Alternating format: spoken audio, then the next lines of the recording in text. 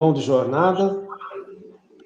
Estamos aqui hoje e dando início à segunda live através da rede social Facebook da nossa casa abençoada Seara Espírita Renascer. Hoje, 24 de junho de 2020, quarta-feira, estamos recebendo o nosso convidado Francisco Mourão, que vai nos presentear com a sua palestra sobre a parábola do filho pródigo. Boa noite, meu irmão, seja bem-vindo e agradecemos antecipadamente pela sua participação nesse projeto de amor. Boa noite, Márcio, Antonieta, todos os nossos irmãos da Seara Espírita Renascer e a todos aqueles que estão nos acompanhando essa noite. Que Jesus esteja entre nós e nós possamos, mais uma vez, refletir nos próximos minutos sobre o Evangelho de Jesus. Muito obrigado pela oportunidade de estar aqui. Nós que agradecemos, irmão. Antes de passar a palavra de forma definitiva para o nosso irmão, né, nós gostaríamos de passar 3 informações que entendemos serem necessárias, porque até então muitas pessoas que não conhecem o nosso trabalho vão estar nos assistindo. A primeira informação que a gente gostaria de passar é que a Seara Espírita Renascer tem como missão o atendimento fraterno visando o tratamento espiritual. E esse tratamento espiritual, ele tem, uma das suas características, a apresentação da doutrina espírita kardecista. Então, todas as pessoas que vão nos procurar na nossa seara presencialmente, ela vai sempre, no período que ela estiver passando pelo tratamento, todas as quarta-feiras ela vai estar ouvindo um pouquinho da nossa doutrina. Isso porque nós entendemos que o tratamento, ele também tem essa faceta, né, de prestar, de informar as pessoas, porque a cura espiritual, nós entendemos, que ocorre com a evolução espiritual. E essa evolução espiritual se dá em 2 frentes. No desenvolvimento do intelecto, que é justamente com as informações da nossa doutrina, e no desenvolvimento da moral, que é justamente colocando em prática esses ensinamentos da doutrina no nosso dia a dia, nas nossas relações interpessoais. Então, essa é a primeira informação da nossa missão, da Seara Espírita Renascer. A segunda informação que a gente gostaria de falar é que, mesmo estando em isolamento social, a nossa casa não parou, está fazendo alguns serviços. Diariamente, no período das 20h30 às 21h30, temos a vibração de amor. Nas terça e quinta-feira, temos estudo do Livro dos Espíritos. E na terça-feira, temos o estudo do desenvolvimento mediúnico dos futuros colaboradores da casa. Mas a casa ainda não estava satisfeita com esses serviços. Resolvemos, então, dar continuidade à nossa missão, que é justamente esse atendimento fraterno, mesmo que seja à distância, levando, através das lives, as nossas informações da nossa doutrina.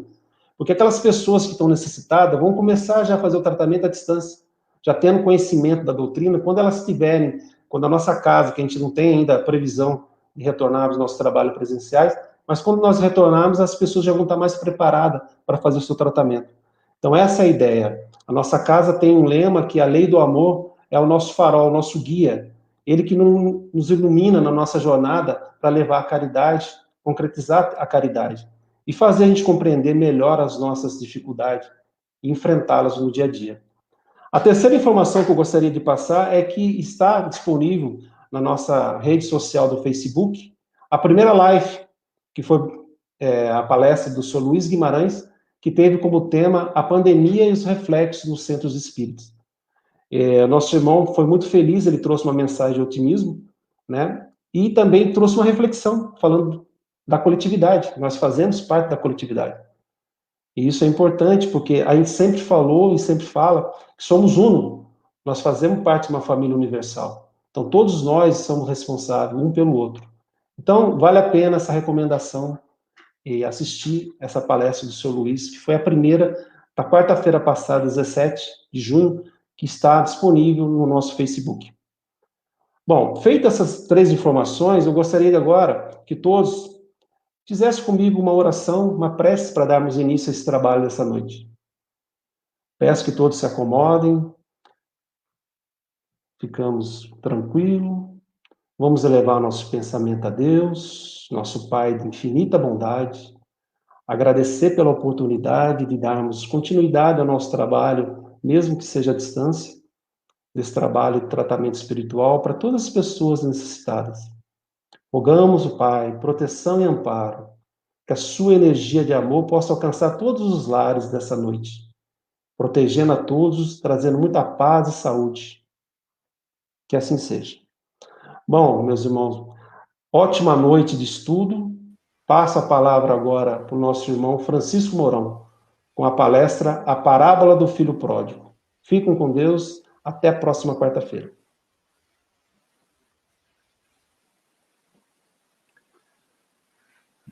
Boa noite mais uma vez, é um prazer, é uma satisfação, com muita alegria eu me encontro com vocês aqui essa noite, para que nós possamos, nesses próximos minutos, comentar sobre um dos temas dessa rota infinita de caminhos que nos leva ao Pai, que é o Evangelho de Jesus. O tema que nós escolhemos para conversar essa noite é um tema referente a uma parábola muito conhecida, já contada por Jesus no seu Evangelho, em especial no Evangelho de Lucas, que é a parábola do Filho Pródigo, que, como nós vamos tentar olhar sob a ótica da doutrina espírita, Jesus, nessa magnífica parábola, assim como tantas outras, tenta, numa linguagem simples, numa linguagem muito direta, tenta resumir as características da família humana e, ao mesmo tempo, deixar muito claro o amor incondicional do nosso Pai por todos nós. Muito bem. A parábola que nós vamos contar tem muitas fontes de referência, muitas fontes de consulta sob a ótica da doutrina espírita. Estão aqui citadas pelo menos 3 referências que contam e que comentam diversas parábolas, incluindo essa parábola do Filho Pródigo. A parábola do Filho Pródigo pode ser agrupada dentro de um subgrupo de parábolas de Jesus. Jesus contou dezenas de parábolas, mas os estudiosos do tema entendem que essa parábola do Filho Pródigo se enquadra dentro de um grupo de 3 parábolas com sentidos muito semelhantes, e que Jesus procurou contar, no fundo, a mesma mensagem moral, contando 3 histórias diferentes, mas com o mesmo significado. E ele procurou atender principalmente aos comentários específicos dos publicanos, dos fariseus, que ainda se escandalizavam com um comportamento diferente de Jesus.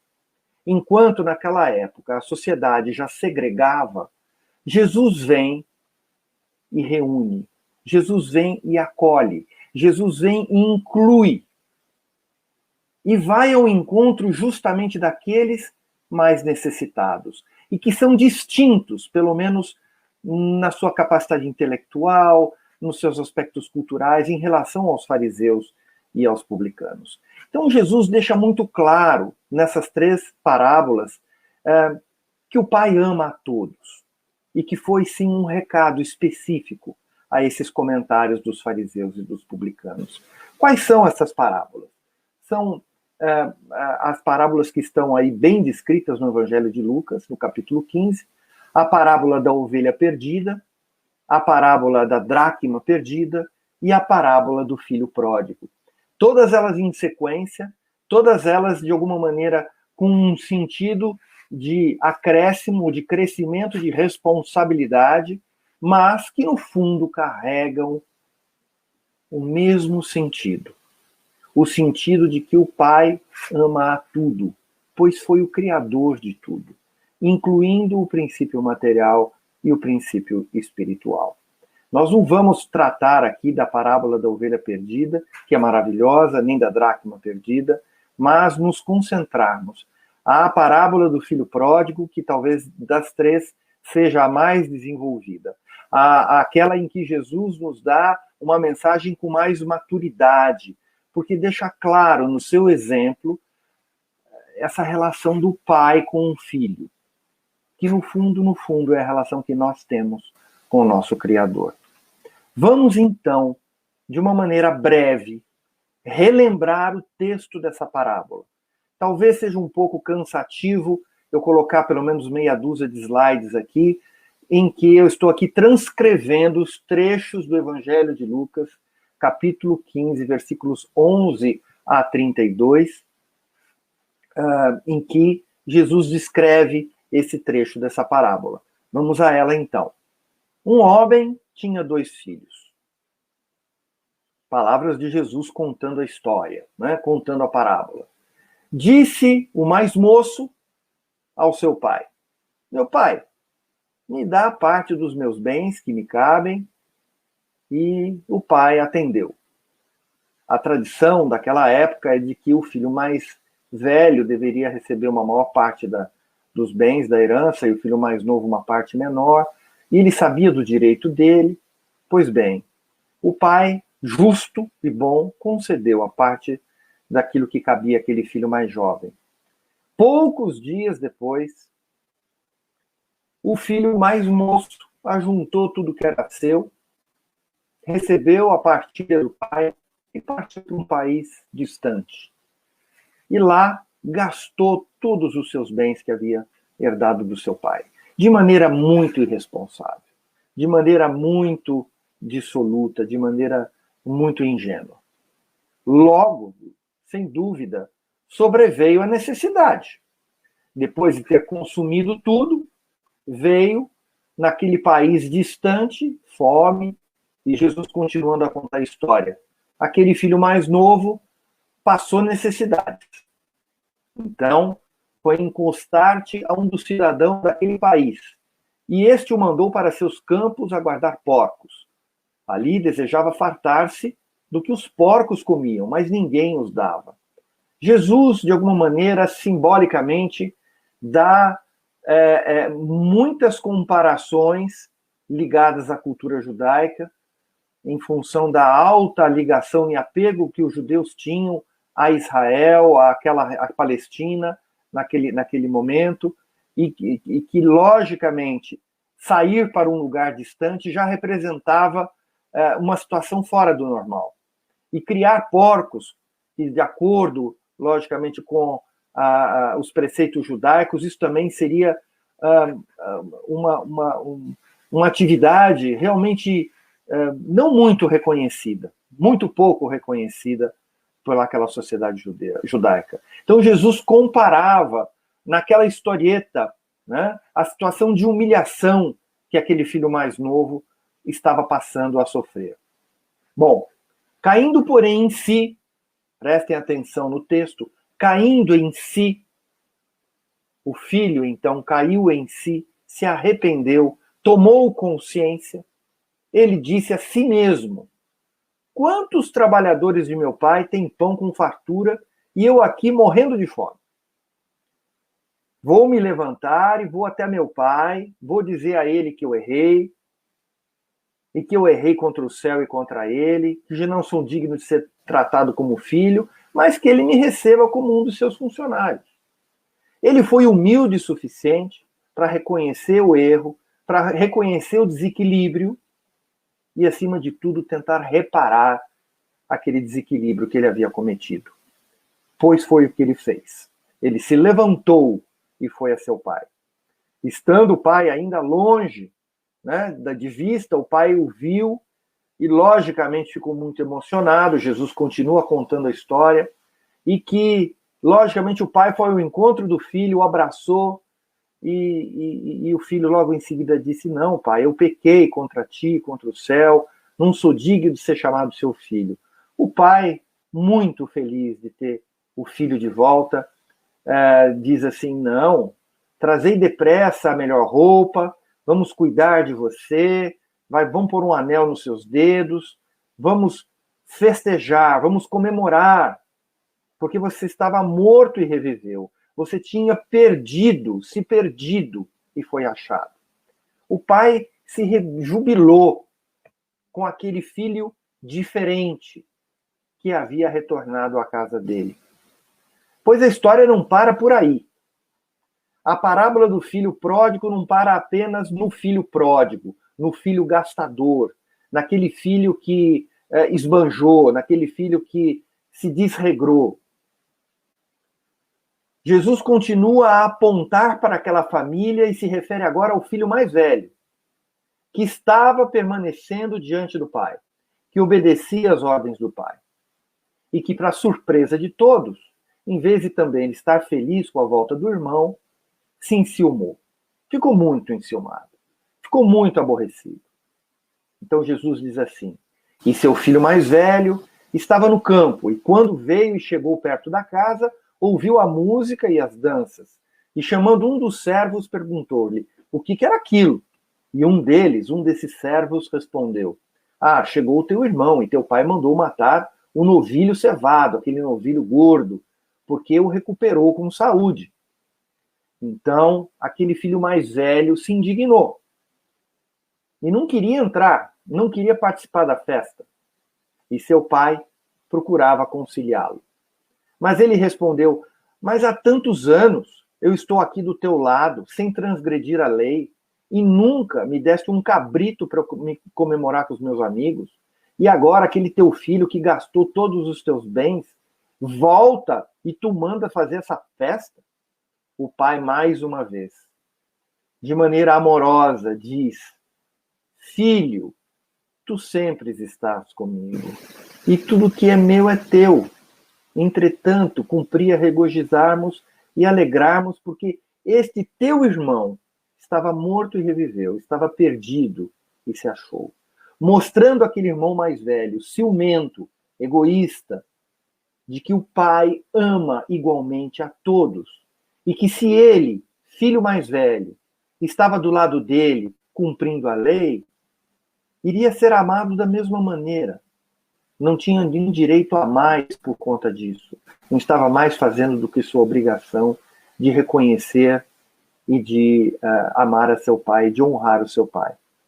Pois bem, a parábola se encerra, né, a história se encerra, e Jesus, mais uma vez, dá uma série de indiretas, né, para aquela comunidade, no sentido de quebrar um paradigma, de quebrar uma tradição, de que a sociedade precisa ficar segregada. Não. Jesus vai ao encontro justamente daqueles que mais precisam, daqueles mais abandonados, daqueles mais segregados, daqueles mais que receberam mau preconceito. É ao lado deles que Jesus sempre estava. E sempre mencionava aqueles que estão sadios, aqueles que estão sãos, não precisam de médico. Ele ia ao encontro justamente daqueles que mais precisavam da palavra do Pai de esperança, do resgate, da esperança e da sua própria fé. É daqueles que mais precisavam da mensagem que o Pai ama a todos. Era ele, Jesus, o mensageiro. E se nós formos, então, entender essa parábola, e aí eu me refiro aí às explicações maravilhosas do livro de Carbar Shuttle, e também de um outro livro de Teresinha de Oliveira, que comentam essa parábola de maneira muito exaustiva, muito profunda. Quais são, então, os simbolismos que essa parábola nos convida a pensar, né? A parábola, mais uma vez, retrata a mensagem de Jesus sobre a bondade e sobre a justiça infinitas do nosso Pai Celestial, que já reconhece as nossas imperfeições. E que, por reconhecer as nossas imperfeições, quem seria ele de nos reprovar e de nos odiar? Se é o nosso Pai, se é o nosso Criador, é ele que nos entende do jeito que nós somos. Ele nos acolhe. Jesus nos dá uma mensagem de que não há mais um Pai que castiga, um Pai que pune, mas um Pai que ama, que acolhe, que perdoa e que estimula a todos nós a crescermos, no sentido mais amplo que nós, humanos, podemos compreender de amor. Porque, sem dúvida, na medida em que formos evoluindo, ou nos compararmos a espíritos muito mais elevados que a humanidade, sem dúvida o conceito de amor deve estar muito além da nossa capacidade de compreensão. Pois bem, ambas as individualidades que representam o filho obediente e o filho desobediente simbolizam toda a humanidade. Toda. Em outras palavras, a humanidade está classificada ou de um jeito ou de outro. E, portanto, apresenta imperfeições. Mas Jesus deixa muito claro na sua parábola que o nosso Criador ama a todos nós, de maneira igual, indistintamente. E que esses dois filhos representam justamente os opostos de todo o círculo humano. Aquele que é esbanjador e aquele que é mesquinho. Aquele que é irresponsável e aquele que é egoísta e orgulhoso. Deixando claro que não há o que criticar, mas sim reconhecer em nós quais são os nossos talentos que nós ainda precisamos adquirir. O Pai ama todos aqueles filhos, simbolizando então a figura do nosso Pai.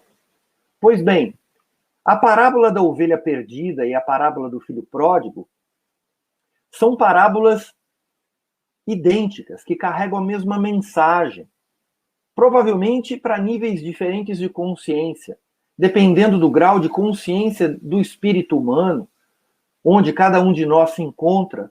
Talvez uma parábola seja mais adequada do que a outra. Mas para aqueles que já têm consciência, de dever, a parábola do filho pródigo é a mais apropriada para que a gente possa compreender o real amor de Deus por nós. Notem que ambas as parábolas, né, nós temos a figura do homem, do pastor e do pai. Né? Na parábola da ovelha perdida, nós temos a ovelha e o filho pródigo, temos a figura do filho. Na figura da ovelha, né, na parábola da ovelha, a ovelha se desgruda, a ovelha se perde. Então, nos dá a entender que para aquele espírito humano ainda mais inconsciente, ainda mais desconhecido das leis de Deus, ele se perde, ele se desgarra de maneira ainda imatura, ingênua. Ele se desvia da lei por ignorância, por não conhecer a lei.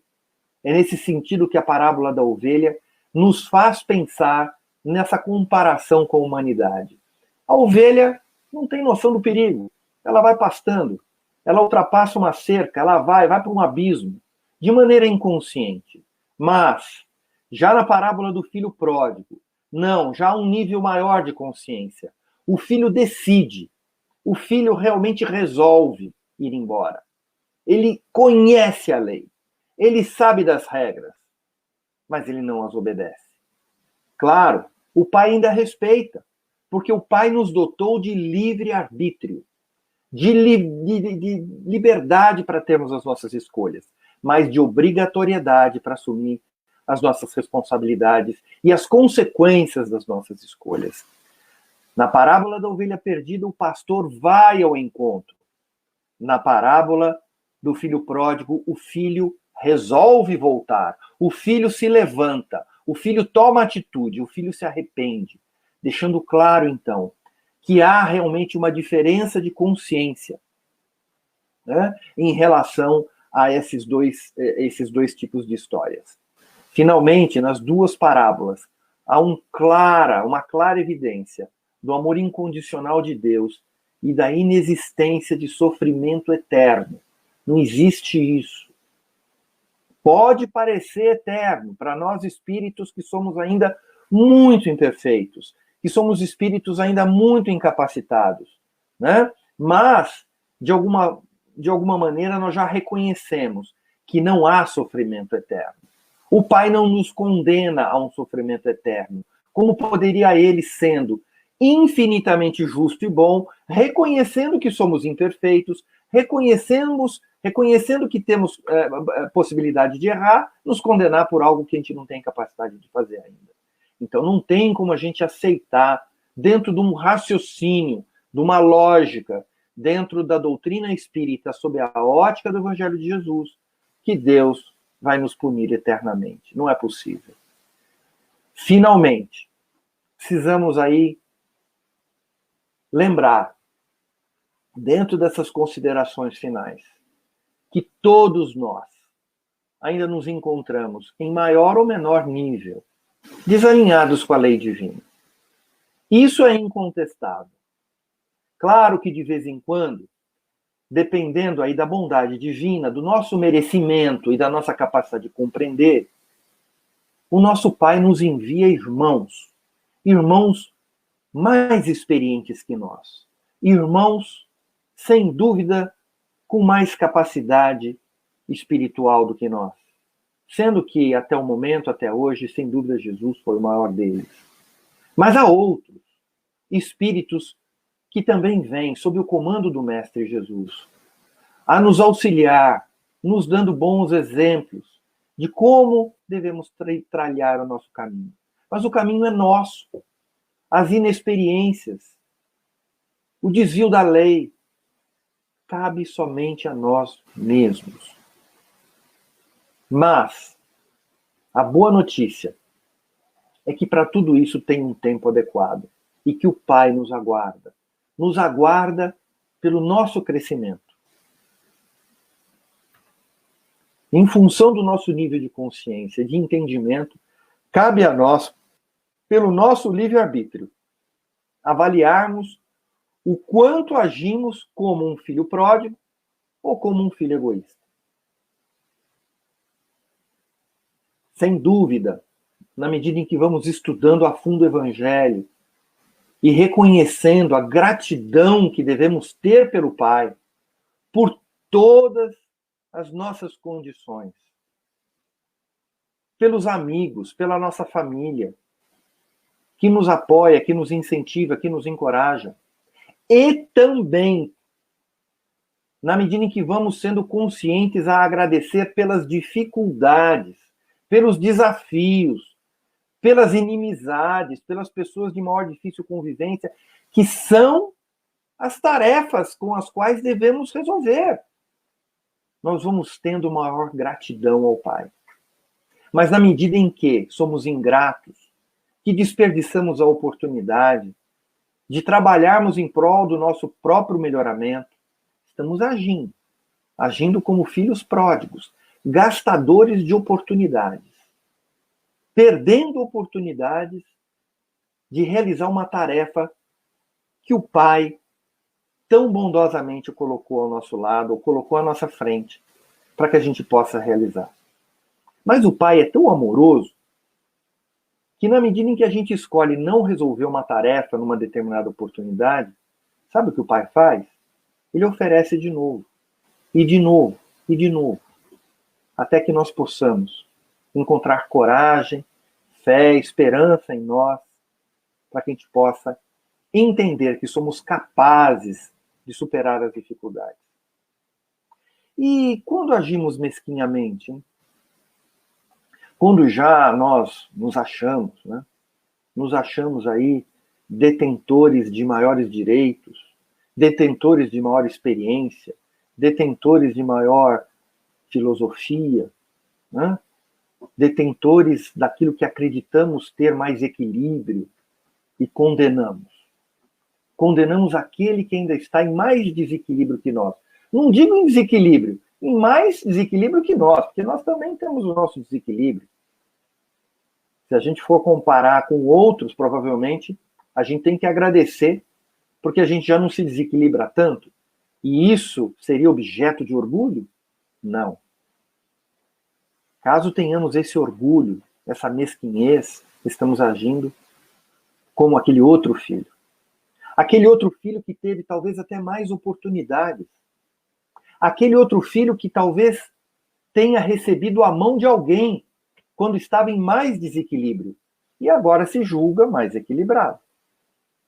Portanto, aquele que já se julga mais capaz é aquele que tem a maior responsabilidade de compreender, de continuar a dar o seu exemplo, de continuar a manter o seu equilíbrio e de realmente honrar aquilo que ele acha que ele entendeu.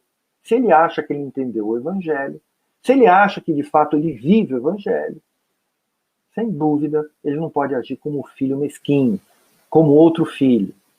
Ele tem que agir como pai, de maneira caridosa, generosa, estendendo a mão àqueles que precisam mais. Porque, dentro da doutrina espírita, já entendemos que pelas nossas múltiplas experiências, pelas nossas múltiplas existências, Se é que de fato hoje nós nos consideramos melhores que os outros, se é que de fato consideramos, a doutrina espírita nos aponta o dedo e diz: alguém te deu a mão, alguém te ajudou, você foi ajudado. Se não reconheceu ainda, passe a reconhecer todas as bênçãos que você recebeu para estar hoje numa situação mais equilibrada que o outro. Terá problemas? Terá dificuldades? Certamente. Na verdade, terá dificuldades de envergadura e responsabilidade maiores, pois se já carrega mais conhecimento, o Pai nos oferece tarefas mais complexas. É tão fácil de entender. Se a gente for comparar com os anos escolares ou com a formação acadêmica, não dá para uma criança resolver uma equação muito complexa de matemática se ele não sabe as operações básicas. É assim com o espírito humano. O espírito humano só vai estar capacitado a resolver questões mais complexas quando ele fizer a experiência mais anterior. E nós o que fazemos? Reclamamos, murmuramos, nos revoltamos, achamos que não merecemos. Mas, na verdade, quantos outros irmãos gostariam de estar no nosso lugar, de ter as nossas oportunidades e as nossas dificuldades para poder enfrentá-las e superá-las?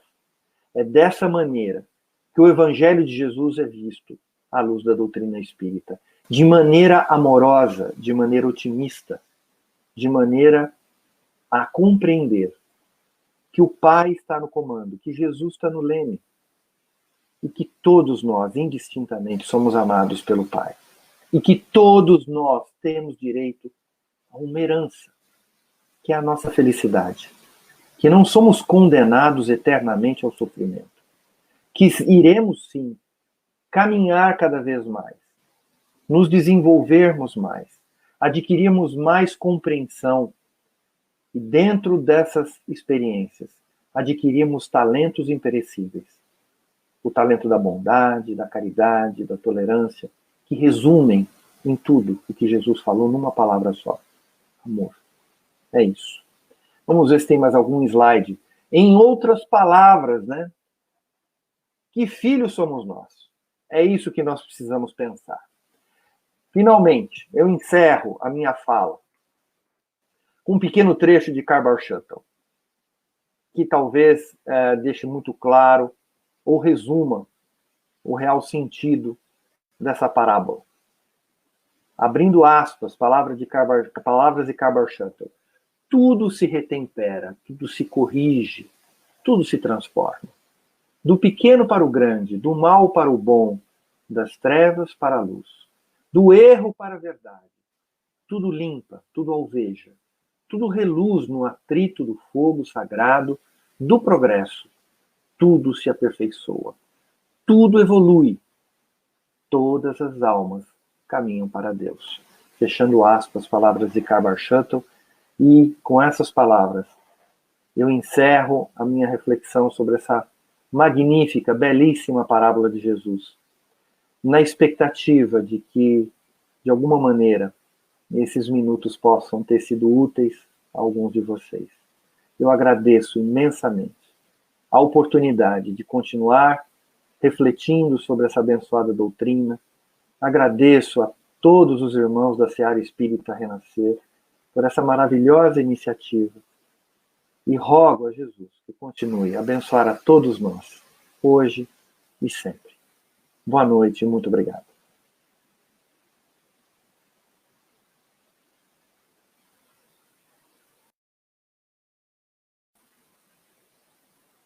Seu microfone. Gratidão pela palestra de hoje. Que Deus o abençoe e esteja sempre conosco.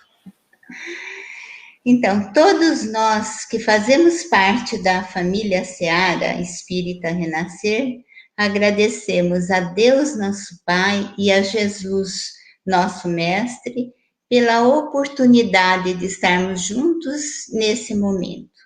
Agradecemos ao Francisco pela mensagem que muito veio contribuir para o nosso crescimento espiritual.